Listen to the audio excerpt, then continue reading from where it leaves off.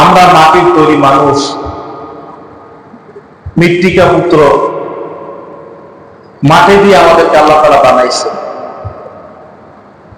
এই মাটি যখন নিচে থাকে, মাটি যখন পায়ের নিচে থাকে, তখন আমরা সম্মান করি ভালো, তার উপরে আমরা সম্মান করে হাঁটি, কোনো আঘাত করি না।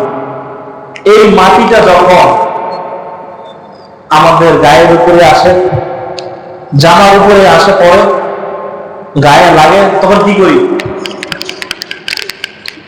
এভাবে ফেলাই দিলে দূর ময়লা বেশি লাগলে পানি দিয়ে, সাবান দিয়ে, সোডা দিয়ে, পাউডার দিয়ে ধুয়ে ফেলাই।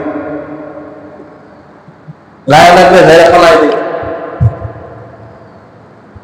কেন?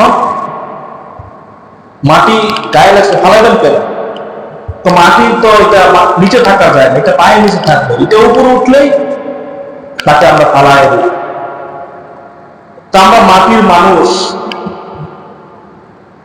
আমাদেরকে সবসময় নমনীয় হতে চলে, নমনীয় ভাবে চলতে হবে।